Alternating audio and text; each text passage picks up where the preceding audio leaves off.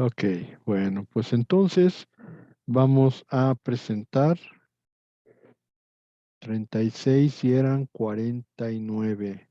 Ahí están más. 38, 39. Ahí están más. Más. Ahí están más. Ahí están más. 43. Faltan 6 de los que estaban en la otra. 43, 44, 45. Faltan 4. Ahí está. 46. Faltan 3. Ok, bueno, ya voy a compartir. A compartir, ¿qué es este? Ok, va. Bueno, aquí no me quedé mucho más allá. Sí, el Rivero ya está. Otras 2 personas, ya está. Ok, pueden ver mi participación. Ok, bueno, pues entonces vamos a mover esto. Utsa Solís. Ok,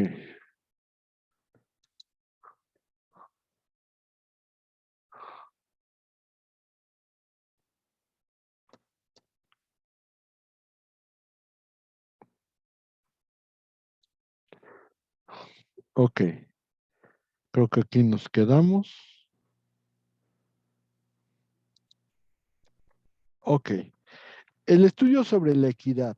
Equidad viene de 2 posibles raíces. No se puede tener certeza de cuál. Una que es griega, que significa, o que dice que viene de epikeia, que equipeia significa sobre lo justo. Y viene tal vez del latín, de donde la toma Santo Tomás de Aquino, llamándole equitas, que equitas significa la par, raso, sin ninguna protuberancia. Al final de cuentas, lo que entendemos por equidad es que técnicamente con la equidad se está tratando de que las partes arreglen sus diferencias con la solución más igual, más pareja entre ellos para evitar que haya pues alguna parte que quede más beneficiada con el arreglo. Se supondría que normalmente todos entendemos que cuando llegamos a una negociación, generalmente una persona puede tener una posición mejor y la otra persona puede tener una posición peor. Los que saben negociar saben que aun cuando tú obtienes un precio que puede parecer muy bueno, pues para que se pueda dar, necesitas que la otra persona sepa que puede ganar algo con lo que está vendiendo, lo que está negociando. Entonces, la verdad sea dicha, siempre existirá esa posibilidad, pero cuando hablamos de la equidad significa que tratamos de quedar lo más igual que se pueda, lo más parejo que se pueda en cuanto a un problema. Primera situación, la equidad, aunque está citada por el Estatuto de la Corte Internacional de Justicia como una fuente de la cual se puede derivar la solución de un problema, es difícil que se dé. O sea, quisiéramos, y la Corte tiene esa disyuntiva cuando va a aplicar los diversos tratados o las diversas costumbres o la diversa normatividad. Pero la verdad diríamos que de todas las equidades que vamos a ver, son solamente una, la que a lo mejor se pudiera aplicar, pero que no siempre se aplica. Nosotros consideramos que la equidad está basada en 3 aspectos: la infralegem, la extralegem y la contralegem. Infralegem significa que al aplicar la norma, nosotros encontramos una laguna y esa laguna de derecho, pues nosotros tratamos de solucionarla aplicando un método equitativo, que queremos parejos. Esa es la que posiblemente se podría dar. ¿Y por qué no se da? Yo nada más quiero que se imaginen. Yo tengo un derecho.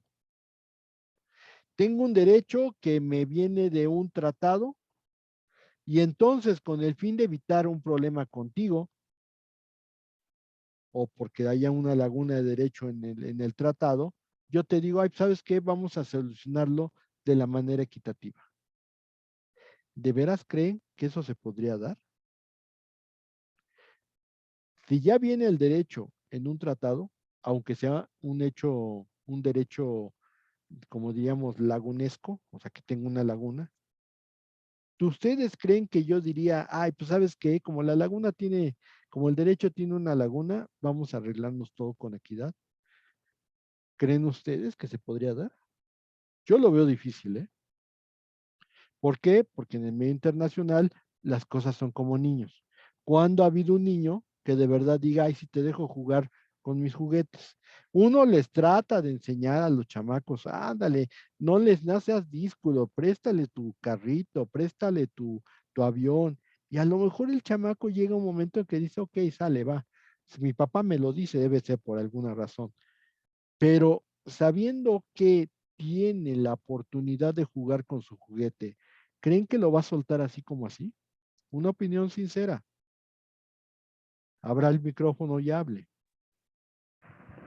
Pues considero que no, profesor. ¿Por qué? Porque pues todos buscan como una ganancia, o eso es lo que creo. No, Entonces, yo creo que tal vez no una ganancia, Arianet, pero si te respalda el derecho a ti, ¿tú cómo crees que lo vas a soltar? Aun cuando tenga una laguna, ¿tú cómo crees que lo vas a soltar? Siendo, como ya lo expliqué, que todos los países del mundo forman una especie de orfandad o de niñerías en donde pues tú tienes el derecho, te lo apoya un tratado y aunque tenga una laguna, ¿tú soltarías tan fácil tu derecho por tratar de ser equitativo? Usted dígame. no. No. O sea, yo creo que este último infralejem es quizá la única que se podría aplicar, pero decir que se aplica como quien lo aplica 3 o 4 veces al día, no creo, ¿eh?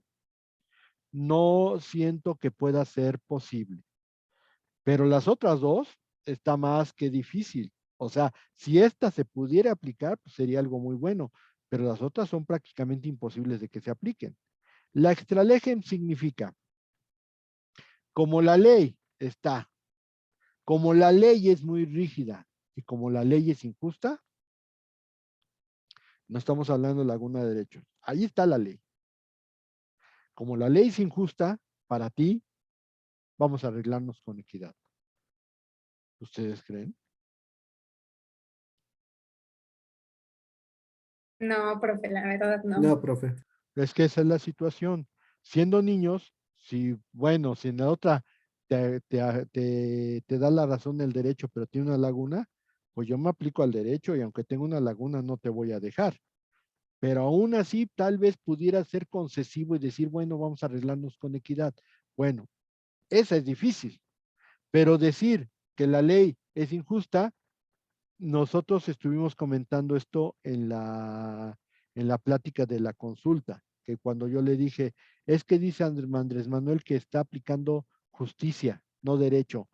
Pues espérame, porque si hay algo verdaderamente subjetivo en en la justicia, es que la justicia no es un valor universal. Lo que para ti puede ser justo, para mí no lo es. Y por lo tanto, aquí va a estar el problema, porque si para ti es justo que se aplique la equidad, yo que tengo el derecho reconocido y aunque digan que la ley es injusta, yo no la voy a querer soltar. Es lo mismo que acabamos de comentar. Entonces, diríamos que ahí está prácticamente imposible, porque sería por la propia rigidez del derecho y porque yo estoy viendo que el derecho te está dejando en desventaja. Te aplicamos equidad. Eso sería muy difícil. Pero en la contralegem significa hacer a un lado el derecho y solucionar nuestro problema con equidad. Es decir, ni siquiera le estás dando una oportunidad al derecho. Si el derecho te favorece o me favorece a mí, sabes que no hay problema. Vamos a arreglarnos con equidad. Es, digamos, una aplicación contra la ley, es decir, porque no estás aplicando la ley que existe, pero que no la estás aplicando porque te quieres arreglar con equidad. Por eso les decía, esta última me parecería que es más que difícil que se pudiera dar. Ustedes denme la razón o discutan conmigo.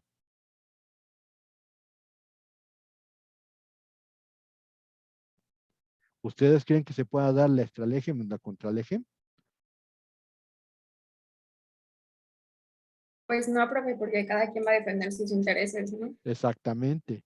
La contralegem, pues es, digamos que la extralegem, pues no creo que se pueda dar. La contralegem es una cuestión bien loca, donde los estados van a decir, ay, pues sabes qué, sí, manito, o sea, vamos a quitar los tratados y vamos a arreglarnos con equidad para que ninguno salga dañado. ¿Cuándo se ha visto eso? Sobre todo porque, insistimos, son conglomerados, son países. ¿Cómo vamos a hacer?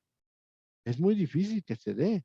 Y si la infralegem no se da, que pudiera darse, pero no se da, la extralegem y la contralegem son completamente imposibles de que se apliquen.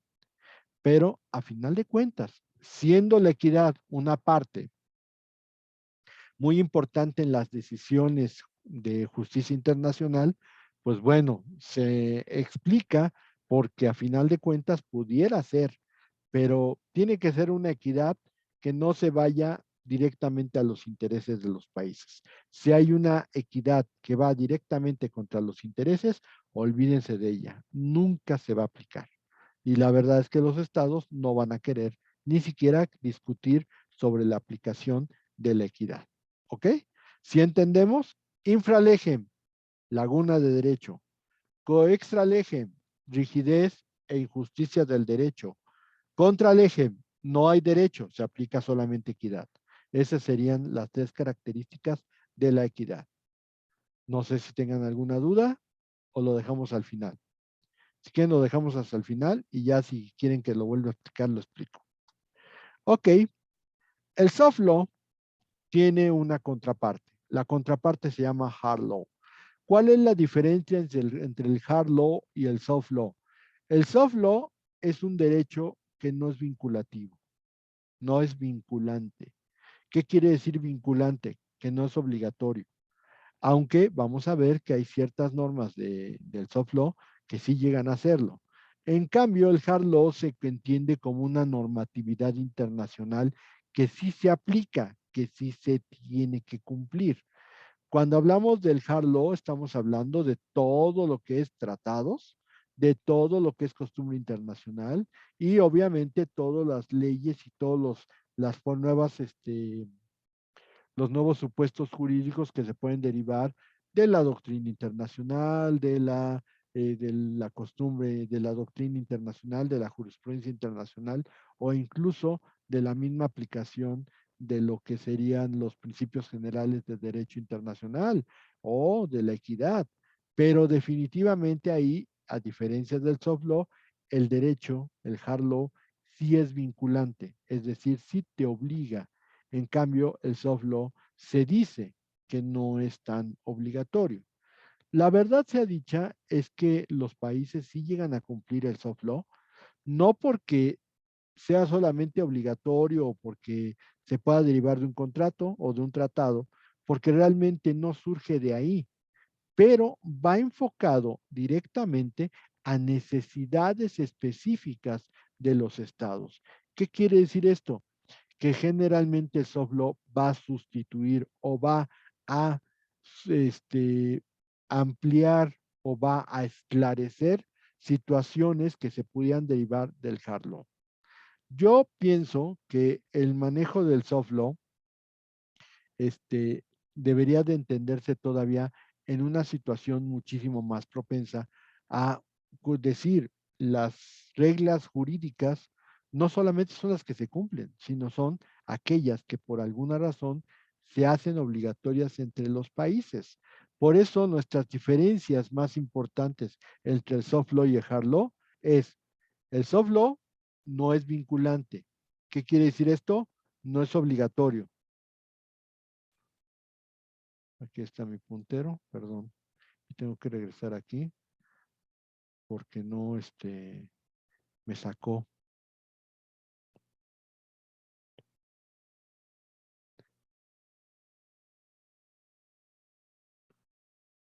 Por andar moviéndole el puntero me sacó de aquí. Entonces, ahí estábamos y al final de cuentas ni me sacó el puntero. Ahí está el puntero láser. Ok. El soft law es no vinculante, o sea, se considera como no obligatorio. El hard law sí es vinculante. El hard law sí se considera obligatorio entre los países. El soft law consiste en normas generales o principios, pero no en reglas jurídicas propiamente dichas. El hard law son reglas jurídicas, son normas jurídicas, o sea, se entienden que son obligatorias y aparte se tienen que cumplir porque el incumplimiento puede traer problemas internacionales. El soft law no es aplicable a través de una resolución vinculante de controversia, o sea, no está considerado como derecho en el sentido propio del término. En cambio, el hard law sí es considerado derecho con intención de cumplirlo. Un tratado tiene la intención de cumplirse. Una costumbre tiene la intención de cumplirle. Una jurisprudencia, una doctrina o incluso un principio general del derecho sí es aplicable en ciertas cuestiones jurídicas, pero se considera que el soft law no lo es. Y vamos a encontrarnos con que sí hay un problema. ¿Por qué? Porque si hay soft law que sí es vinculante y vamos a tener que verlo. Por ejemplo, las resoluciones de organismos internacionales. Nosotros a lo largo del tiempo hemos tenido resoluciones de organismos internacionales que han pesado de alguna forma en nuestro sentir de cómo vemos el mundo. Por ejemplo, el 10 de diciembre de 1948, la Asamblea General de las Naciones Unidas resolvió otorgar una carta de derechos del hombre, la Carta Universal de los Derechos Humanos, que ya dije derechos humanos, no está bien dicho porque no hay derechos humanos. Los derechos pertenecen a alguien y en este caso es el hombre. Decir derechos humanos es solamente una traducción literal de human rights y obviamente en esa condición pues estamos hablando de un anglicismo que no es lo más correcto. Pero en este sentido, la Carta de Universal de Derechos Humanos del 48, incluso como era muy nueva y algunos países que apenas salían a la vida independiente, dijeron, ¿qué es esto? Pues es una resolución de la Asamblea General de las Naciones Unidas. ¿Y qué creen? Hubo países que la regresaron ratificada. ¿Sí? No era un tratado, no es un tratado, pero en algunos países, tal vez novatos, tal vez no consideraban que era una cosa no poco importante, pero a final de cuentas entregaron la ratificación de la Carta Universal de los Derechos del Hombre, cuando a final de cuentas en la década de los 60 se llevaron a cabo la celebración de dos pactos, el Pacto de Derechos Civiles y Políticos y el Pacto de Derechos Económicos, Sociales y Culturales. Esos dos pactos, que son los derechos humanos manejados a nivel global, a nivel internacional, se hicieron como tratados y eso sí tuvieron que ser ratificados. Pero una resolución, en este caso la resolución de la Asamblea General, no era vinculante. Y aquí tendríamos que pelearnos un poquito. ¿Por qué? Las organizaciones internacionales sacan resoluciones de momento a momento y hay veces que sacan muchas. Y la pregunta es, ¿y estas resoluciones de veras no son derecho? Mi explicación es, sí, sí son derecho. ¿Y por qué? Porque en esa resolución del organismo internacional puede estar patente un sistema de conducta que se ve en el ámbito internacional y que los estados cumplen de manera obligatoria. O sea, estas resoluciones de los organismos internacionales se entienden como unas normas jurídicas porque los estados las observan, y las cumplen. A lo mejor la resolución del organismo internacional refleja un actuar internacional que puede ser una costumbre internacional. ¿Qué te está diciendo la resolución? Te está haciendo patente una costumbre internacional. Por eso, desde mi punto de vista, sí son derecho. Pero tenemos otros, los acuerdos interinstitucionales.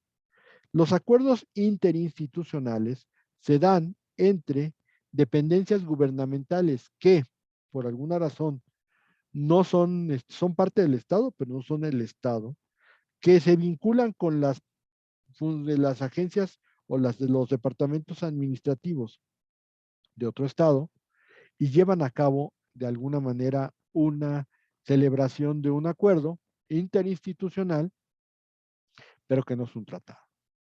Lo podemos ver, por ejemplo, cuando la Fiscalía General de la República lleva a cabo un acuerdo interinstitucional con, por ejemplo, la oficina del fiscal general de los Estados Unidos.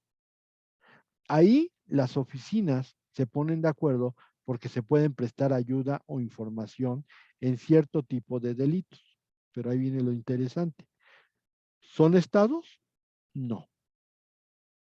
Sus gobiernos o las personas que integran este acuerdo son de alguna manera organismos estatales, tampoco. Sin embargo, la obligatoriedad de este acuerdo interinstitucional puede ser fundamental para que un Estado se lo cumpla y eso se le haga cumplir ese acuerdo interinstitucional. Ejemplos, podemos hablar del Estado de Chihuahua y el Estado de Nuevo México que llegan a un acuerdo para perseguir un determinado fin. Podría ser que se hace un acuerdo interinstitucional para salvar a las abejas. Podría ser. ¿Y qué sucede? ¿Es un tratado? No, porque lo está celebrando el gobierno de Chihuahua con el gobierno de Nuevo México. Si dijéramos que Estados Unidos y México están celebrando un tratado, ¿quién lo debería haber celebrado? Por obvias razones, en México y en Estados Unidos, el presidente de la República. Pero no los trata ahí. Otra, el caso de la Fiscalía General de la República, que llega a un acuerdo, por ejemplo, con la DEA y que hacen un acuerdo para prestarse información respecto de la persecución de ciertos grupos organizados para el tráfico de drogas. Aquí, ¿son los estados los que lo están celebrando? No, en la Fiscalía General de la República y la Agencia para el Combate a las Drogas de los Estados Unidos. A final de cuentas son acuerdos interinstitucionales. En su nombre ahí tiene el signo, interinstitucionales, entre instituciones. ¿Ok? Estos acuerdos interinstitucionales, de acuerdo con la ley sobre celebración de tratados, se entienden como tratados hechos, aunque en realidad no son tratados. ¿Por qué no son tratados? Porque no los maneja el presidente de la República, quien es, de acuerdo con el 89 y de acuerdo con el 76 y de acuerdo con el 133, la única persona que puede celebrar tratados internacionales. Entonces, bajo esa tesitura, no podríamos considerarlo que son tratados. Pero en la ley de celebración de tratados sí dice que son tratados. Tenemos el otro caso que son los acuerdos ejecutivos. ¿Qué es un acuerdo ejecutivo? Un acuerdo ejecutivo es aquel que firma un representante de un Estado, pero no a nombre de todo el Estado, sino lo hace como una especie de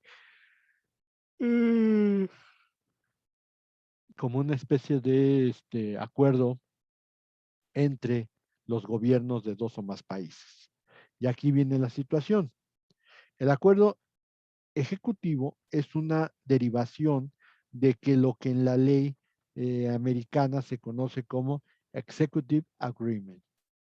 Y el Executive Agreement en la Unión Americana es la facultad que le das al presidente de los Estados Unidos para llegar a un acuerdo con otro gobierno, pero que no sea considerado tratado. Va a parecer absurdo, pero es así. Parece tratado, huele a tratado, se cumple como tratado, pero no es tratado. Y aquí podemos citar, por ejemplo, el NAFTA o el Acuerdo del Tratado de Libre Comercio de América del Norte. ¿Por qué? Cuando se celebró el acuerdo, George Bush padre fue prácticamente, le fue otorgado un permiso especial para llevar a cabo la negociación del Tratado de Libre Comercio entre México, España, Estados Unidos y Canadá de una manera unilateral. No fue una representación de que Estados Unidos hubiera mandado a las personas más brillantes de su ciencia, principalmente en este caso de la economía, para llevar a cabo el tratado. Lo que se hizo fue decir, vamos, te voy a dar oportunidad de que vayas a negociar el tratado y cuando termines, nos lo muestras y lo pasamos por vía rápida entre nosotros, lo votamos y si ganas la votación, pues ya se queda como un acuerdo ejecutivo. Por eso, mientras que para nosotros el tratado es Tratado de Libre Comercio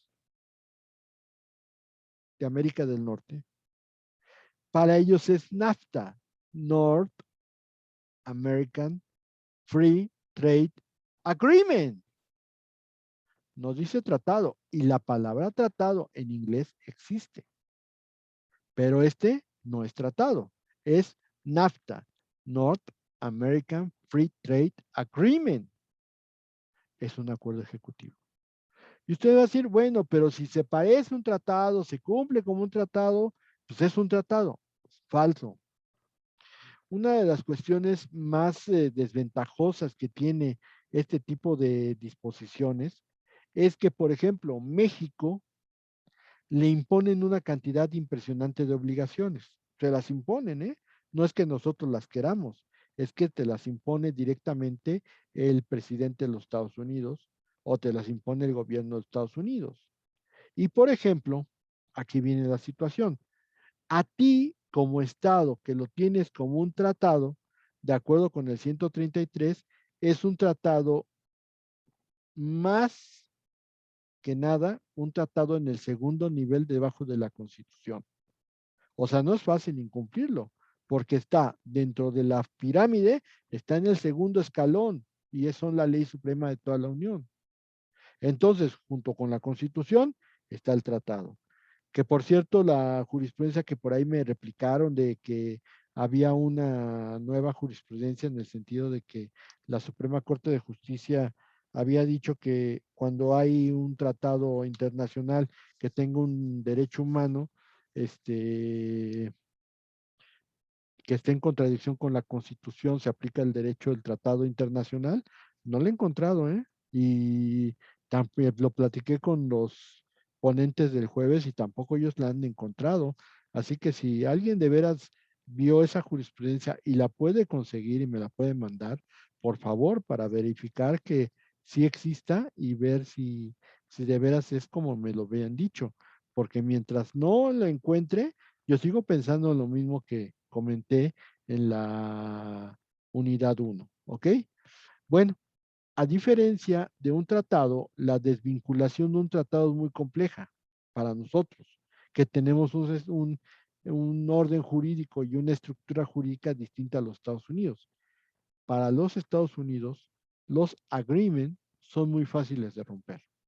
¿Por qué? Porque lo celebró el presidente, porque fueron aprobados en fast track por los senadores de los Estados Unidos, pero no es una ratificación en forma. No cae dentro de lo que nosotros entendemos por ratificación. Por lo tanto, si en el momento en que ellos digan, ya sabes qué, ya no quiero jugar contigo, te hice perder el tiempo, ya no quiero que el tratado exista, pues ¿qué creen? Cortan el tratado con la mano en la cintura, como se dice por ahí.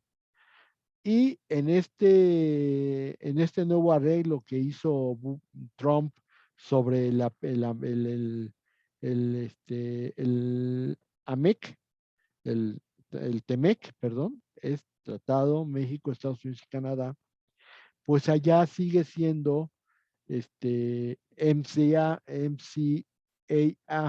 o sea, sigue siendo México, Canadá o Estados Unidos Agreement. Nunca le han dado una categoría de tratado. Por lo tanto, la vez que lo aprobó el Senado de los Estados Unidos, también fue en fast track, con muchísimo más quórum y muchísima más rapidez que el de México, que el primer tratado de 94. Pero la verdad sea dicha, para ellos es muy fácil. Por eso, cuando a nosotros nos demandan, pues nosotros sí tenemos que cumplir. Y cuando nos condenan al pago de dólares, ahí están todos los dólares que tenemos que pagar, porque a final de cuentas, si no le cumples a Estados Unidos, para ellos es muy fácil decir, ¿sabes qué? El tratado se rompe, el acuerdo se rompe. En cambio, para nosotros es un tratado que incluso ratificamos, que incluso se queda dentro de nuestra estructura jurídica. Por lo tanto, ahí hay una gran diferencia. Ahora bien, entre otros, el Executive Agreement son los acuerdos ejecutivos. Tenemos la Lex Mercatoria. La Lex Mercatoria es un conjunto de reglas que siguen las organizaciones internacionales de comerciantes, que las hacen, que las toman para que sean parte componente de los contratos de comercio internacional y que en un momento dado tengan una solución similar en todo el mundo. La lex mercatoria no es una materia que podamos ver en este curso.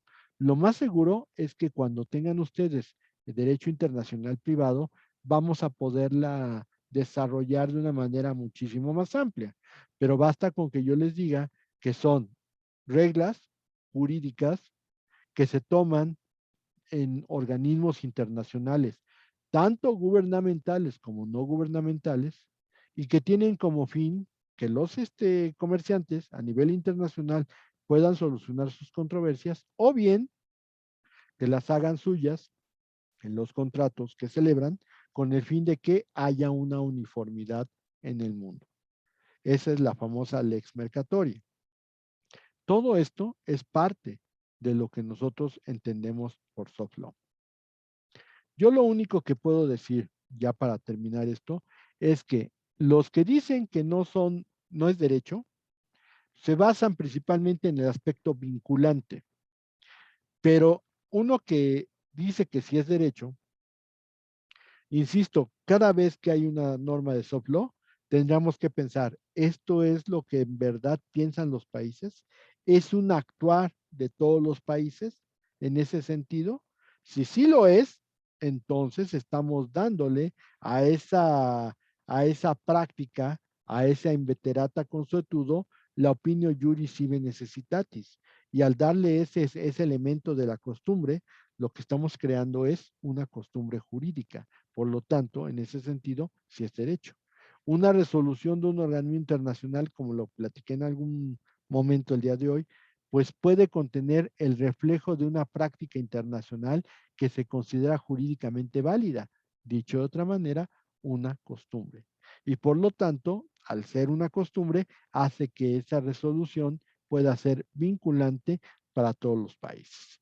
A final de cuentas, lo que vamos a dejar como ya el último punto del soft law es que cada vez que las organizaciones internacionales empiezan a crear instrumentos muchísimo más ágiles de aplicar, muchísimo más entendibles para los diversos estados, pues va a ser el momento en el cual prácticamente, como lo dice Becerra Ramírez, va a acabar con el derecho vinculante, con el derecho que él considera que es de primer nivel, que son los de costumbre y los tratados internacionales, y va a generar una nueva visión, una riqueza jurídica muchísimo más amplia, aplicando solamente el soft law a cuestiones de derecho. Claro que, como todo, no es una visión perfecta. ¿Por qué? Porque mientras que los estados no le den al soft law un sostenimiento de norma vinculatoria y obligatoria, y se siga jugando con que es que sí es o no es, la verdad es que el soft law no tiene la mínima posibilidad de ser una norma vinculante. Claro, si es vinculante, pues sí, infinidad de cosas se cumplen de acuerdo al soft law, pero eso quiere decir que sí es un reflejo de una costumbre internacional. Por lo tanto, habría que pensar que el soft law sí es de alguna forma vinculante y sobre todo sí sería considerable eh, tenerla como una norma jurídica de primer nivel. Por lo tanto, esa diferenciación entre el hard law y el soft law no tendría razón que ser, porque estamos hablando de normas jurídicas a todas luces. Muy bien, con esto terminamos nosotros la unidad 3 y pasamos al periodo de preguntas y respuestas.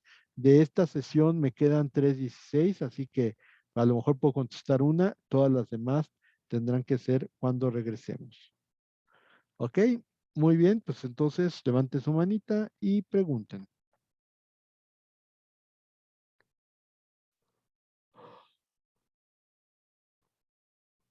Santibáñez Mondragón, dígame. Profe, ¿entre quién dijo que eran los acuerdos interinstitucionales? Principalmente es entre el jefe, el presidente de los Estados Unidos y los gobiernos de otros países. El caso específico, el NAFTA, el Tratado de Libre Comercio de América del Norte, mientras que para nosotros es tratado, para los Estados Unidos es agreement, o sea, acuerdo. O sea, técnicamente, cuando lo cambiaron por el TEMEC, que para nosotros es TEMEC, para Estados Unidos es agreement, pues desgraciadamente se le dio la facultad de negociar a Donald Trump y el Senado, que estaba dominado por los republicanos de Donald Trump, no tuvieron mayor problema en poderlo aprobar. Pero definitivamente los acuerdos ejecutivos son manejados directamente por el presidente de los Estados Unidos. No quiere decir esto que el presidente de México no pueda llevar a cabo acuerdos ejecutivos. Definitivamente lo puede hacer. Lo único es que está en la ley de celebración de tratados, pero serían algo que parecería un tratado, que se cumple como un tratado, que huele como un tratado, que se siente como un tratado, pero no es un tratado. ¿Ok? Gracias, profe. Ok, ¿alguna otra más? Todavía tengo 1:24. Sil Rivero, dígame. Profe, ¿me podría repetir la definición de las resoluciones de organismos institucionales, por favor? Sí, o sea, estamos hablando de cuando las organizaciones internacionales, por medio de sus órganos, emite una resolución. Que las resoluciones, a diferencia, por ejemplo, de las resoluciones que emite, por ejemplo, una Secretaría de Estado en nuestro país, aquí estamos hablando de que las resoluciones de los organismos internacionales vienen referente a situaciones específicas dentro del derecho internacional. Por ejemplo, insisto, la Carta Universal de los Derechos del Hombre surgió como una resolución de los organismos internacionales, en este caso de la Asamblea General de las Naciones Unidas. Pero, pues eso es una resolución, no podría por mucho ser considerado como un derecho. Claro que en el aspecto del cumplimiento de esta resolución, sí se consideró con mucha importancia porque recogía los principales derechos humanos que debían ser recogidos en todo el mundo, reconocidos en todo el mundo. Y entonces, ¿qué sucedió?